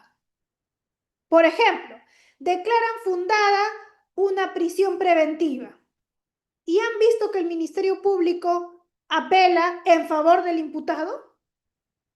Es prácticamente imposible. La norma lo regula y tiene toda la razón. El legislador ha sido sabio en señalarnos que efectivamente el Ministerio Público puede hacerlo en favor del imputado porque es defensor de la sociedad. Pero claro, en estos casos en los cuales ya tenemos o se pierde la objetividad, muy pocas veces vemos esto, y es letra muerta este párrafo, esta acepción del Código Procesal Penal. Pero ahí está la regulación. El Ministerio Público puede recurrir incluso en favor del imputado. Cuando, por ejemplo, hay una defensa ineficaz que no apela a la resolución, tendría que hacerlo. Como no es una obligación, se amparan de esta cláusula. Bien, siguiente, que sea interpuesto por escrito. Ojo, hay recursos y formalidades que deben guardarse. Este debe ser presentado por escrito. Por tanto, aquí sí se les pide una correcta presentación. Y en el plazo previsto por la ley, se declarará inadmisible si, por ejemplo, tengo el plazo de 3 días para apelar un auto y lo hice en el día 6. Inadmisible. O no lo presento por escrito. También es una formalidad que se debe guardar. También puede ser interpuesto en forma oral. Ojo, cuando se trata de resoluciones expedidas en el curso de la audiencia, en cuyo caso el recurso se va a interponer en el mismo acto en que se lee la resolución que lo motiva. Por ejemplo, proceso inmediato. Me declaran fundado o infundado en una audiencia de incoación de proceso inmediato en esta resolución. Me declaran fundada la incoación del proceso inmediato. Yo estoy en contra de esa resolución. Tengo que interponer mi recurso en el acto oral. Hay que tener en cuenta esto, porque muchas veces no se va preparado para la apelación. Y siempre en una audiencia de proceso inmediato debemos ir con todos estos mecanismos ya preparados. ¿Por qué? Porque tengo que apelar en el acto oral. Fíjense, es importantísimo, pero esta es la excepción. Son para casos especiales, como el proceso inmediato, que claramente es un proceso especial. Sin embargo, la regla es que las apelaciones se van a interponer por escrito y en el plazo previsto en la ley. Otro aspecto, que se precise las partes o los puntos de la decisión a los que se refiere la impugnación. También, esto muchas veces se obvia y se indica, ¿no? Los puntos de la decisión, lo omito. ¿Para qué? Si no fue una audiencia oral, ¿cómo voy a transcribir? Me voy a demorar más.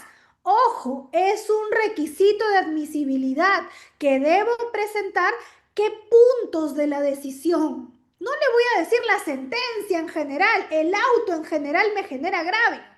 Tengo que precisar qué fundamentos o qué considerandos de esa resolución, ya sea oral o escrita, me genera agravio. Punto importante, por eso siempre hay que tener en cuenta la norma. No se guíen solamente por estructuras, plantillas u otras. Tienen que revisar su norma siempre. Y acá nos dice de manera expresa, es clarísimo esto, que se precise las partes o puntos de la decisión a los que se refiere la impugnación. Y este es un aspecto constante, que la mayoría de veces no se precisa y se declara inadmisible.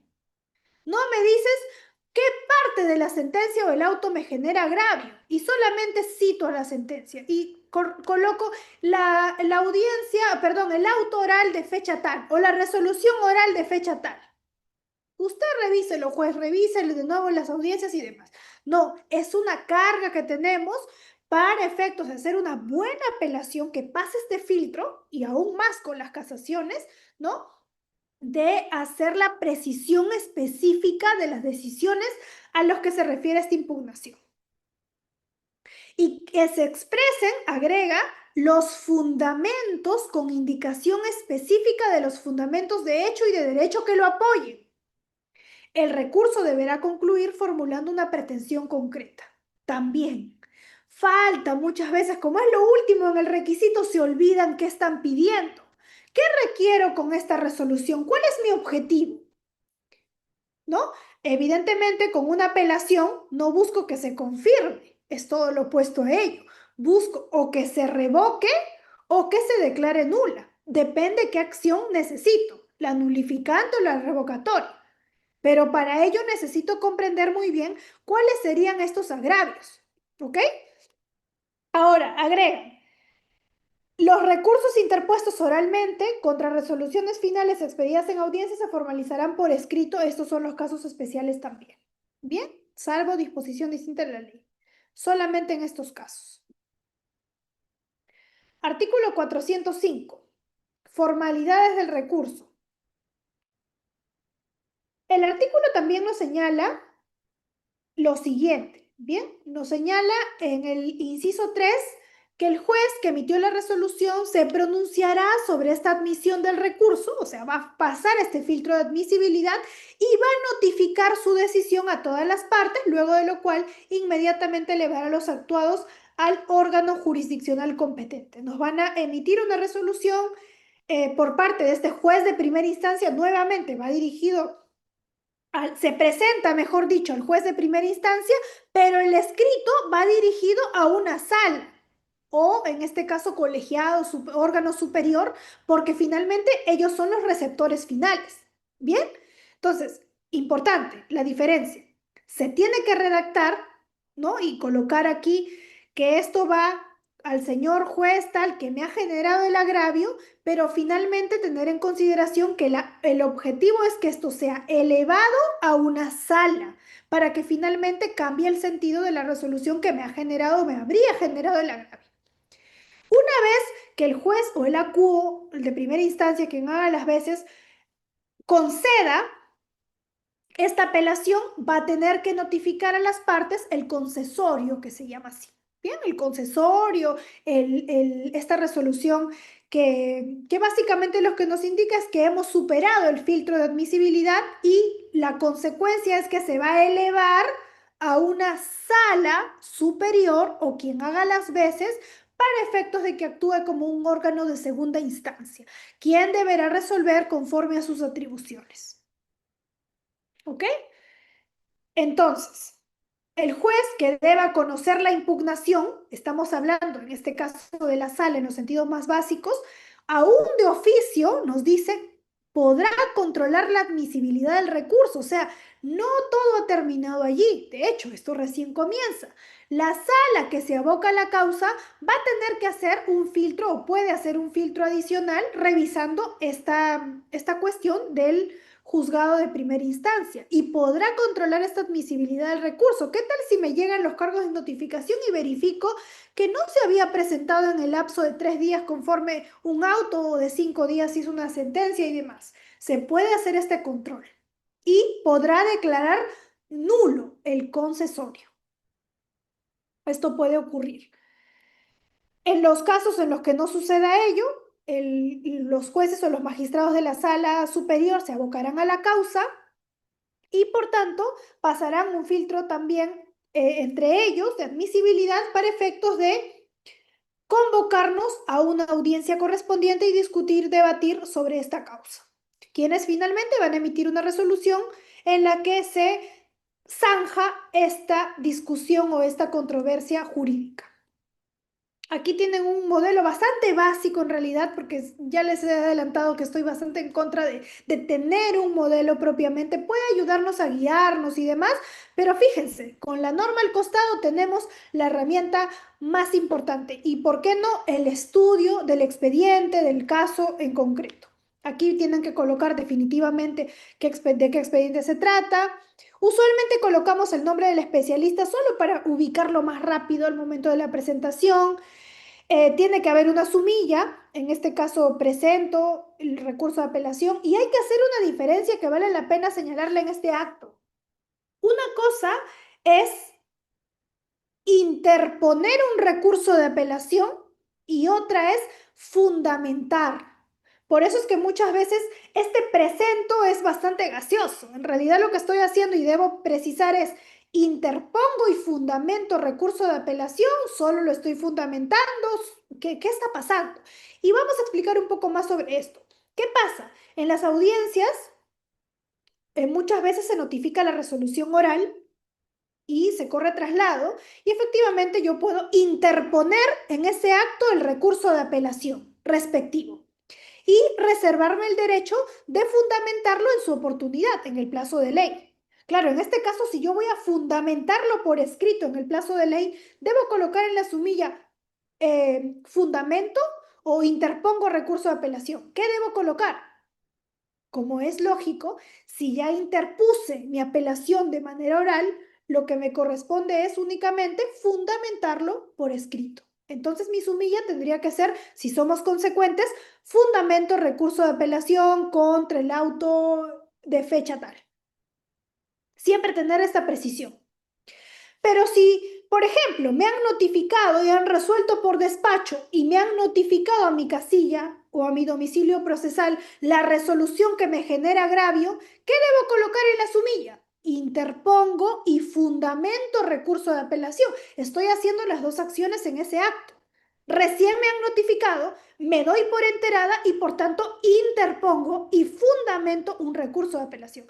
Hay que tener en cuenta estas precisiones porque finalmente nos van a ayudar. Mientras más apuntemos a esta precisión, vamos a tener mucho más claras las instituciones y no vamos a generar una confusión sobre ello. Aunque parezca irrelevante, también importa. Han visto seguramente casos que se han vuelto algunos mediáticos en los cuales, por ejemplo, las personas se reservan el derecho, pero no interponen apelación. En el acto que debieron interponer, ¿qué sucede? Claro, no se hace valer luego, porque nos dicen, bueno, pero tú no has interpuesto el recurso de apelación. Y si no lo has interpuesto, ¿por qué lo vas a fundamentar?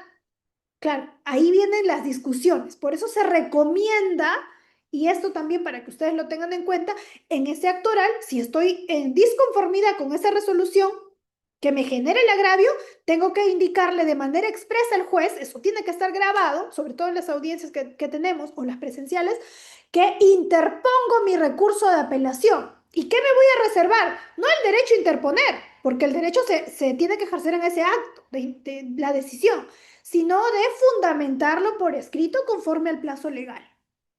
Bien, debe contener los datos de identificación de quién es la persona apelante, si tiene un abogado defensor que lo respalde y demás, ¿no? En qué delito estamos y todo eso va en esa parte de la identificación. Luego tienen que colocar a quién está dirigido este escrito, al juzgado penal unipersonal de cierto distrito judicial o al juez del primer juzgado de investigación preparatoria, dependiendo quién es el juez que me ha emitido la resolución que a mi consideración genera el agravio. Ahí está, ¿no? Se identifica a la persona, interponemos el recurso de apelación en función y ahí vemos la base legal. No es la misma base legal para todos, es diferente interponer una apelación y la base legal también cambia de un auto o una sentencia y demás. Bien, los fundamentos y todo ello viene vamos a constatar los agravios, pero yo de qué les solicito, les pido, les recomiendo se hagan valer, aquí está, en el propio artículo 405 del Código Procesal Penal. Tienen ustedes acá cuáles son los requisitos. La única forma de contrastar si está bien el escrito es remitiéndose a lo que señala esta norma. ¿Ok? Ok, entonces, la pretensión concreta también, finalmente tengo que expresar qué es lo que voy a pedir. Necesito, no, los jueces no van a adivinar, necesito precisar ello. Necesito la acción. Ya saben ustedes que existen tres fórmulas para resolver por parte de los jueces o los magistrados de la sala. ¿Cuáles son estas? Confirmatoria, confirmo la resolución, ratifico la decisión de primera instancia. Segundo, la revocatoria, es decir, rectifico lo anterior, lo que emite el juez de primera instancia, o declaro nulo, para lo cual se tiene que retrotraer. Entonces, aquí también tenemos que precisar cuál es esta solicitud. Medios de prueba, si es que consideramos en este caso, dependiendo de la situación. Y finalmente, la fecha. Bien, esta es los elementos que se requieren para esta resolución. Este es un caso mucho más sencillo en el cual se estaba solicitando la exclusión del acta policial, se declaró infundado y ahí está la presentación de los elementos que se crean convenientes. Ok, ¿qué pasa si se declara inadmisible? ¿Todo está perdido? No, tenemos todavía un salvavidas. En este caso vamos a presentar la subsanación respectiva. Ahí está. Tienen que presentar ustedes y la sumilla tiene que ir en ese tenor. Presento, subsano, la resolución, tal, el recurso, tal. Y ahí van a consignar lo relativo a esa subsanación, dependiendo de cuál es el tenor también de la resolución que les indican dicha situación. Por último, para cerrar la exposición, otro tópico que nos han indicado, siempre agotamos todos los puntos, ténganlo por seguro, está el uso pertinente de los términos jurídicos, que es también un punto que viene en consonancia con lo anterior. Acá, importante, utilizar el lenguaje técnico jurídico garantiza, esto solamente para entender las instituciones, claramente, no para expresarnos. La idea es que la justicia sea lo más accesible posible. Garantiza una precisión y seguridad jurídica, claro. En este caso, manejar estos lenguajes jurídicos y técnicos o entender, mejor dicho, las instituciones nos van a garantizar ellos. Sí, claro, evidentemente. Si yo no sé, por ejemplo, cuál es la diferencia entre delito y falta, no voy a saber a quién recurrir. Entonces, sí es importante manejar un buen lenguaje técnico jurídico. Si yo no sé, por ejemplo, comprender esta teoría de la impugnación, tampoco voy a saber si realmente está bien haber interpuesto mi recurso o no hacerlo o reservarme el derecho como muchos lo hacen. Bien, esto nos garantiza una precisión y seguridad jurídica. Además, evita argumentaciones ambiguas, protege el debido proceso y en materia penal un término mal empleado, fíjense, por ejemplo, me reservo, solo como consonancia a lo anterior, puede afectar la calificación jurídica del hecho, incluso el destino del caso. ¿Ok? El hecho de no saber, por ejemplo, plazos para apelar, para impugnar, también puede cambiar el destino. Por eso hay que hacer esta diferencia, ¿no? Entre un lenguaje común y un lenguaje jurídico. La idea es, y repito, no significa que tenemos que ser las personas que excluyan al común, sino más bien hacer esta justicia accesible. Pero como abogados, abogadas, estudiantes de derecho, tenemos que manejar también el lenguaje jurídico, tenemos que conocerlo. Para poder rebatirlo, para poder entenderlo o para poder enseñar, necesitamos conocer estas categorías o instituciones jurídicas.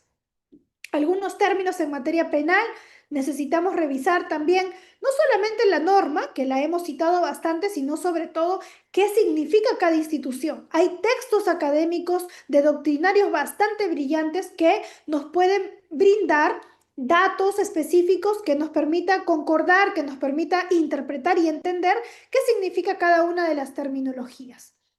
Hay conceptos mal empleados y esto genera sin duda la confusión y además no saber cuál es la vía respectiva, ¿ok? Es importante también tener en cuenta diferencias para tener una correcta redacción, una redacción con precisión. Hay errores que se cometen, ¿no? Por ejemplo, el acusado fue detenido en flagrancia. En algunos casos es incorrecto porque no hay acusación. En muchos casos no tenemos acusación, entonces no podemos decir que es un acusado que fue detenido en flagrancia, entre otros. ¿Ok? Por último, les estoy dejando aquí algunos casos prácticos bastante sencillos para que ustedes lo tengan en consideración. He consignado varios de estos para que ustedes se pongan en algunos supuestos y qué se debe realizar. Un caso, a qué autoridad debo recurrir, qué documentos adjuntaría si estuviésemos en ese supuesto, entre otros. Ahí tienen abundantes casos que a propósito de todos los puntos que nos han indicado, se han consignado. Por último, les agradezco la atención prestada y haberse quedado hasta estas horas de la noche. Somos un grupo bastante amplio, como siempre, y dejo mis datos de contacto para cualquier información. Muchísimas gracias y quedo Muchas atenta gracias. a preguntas.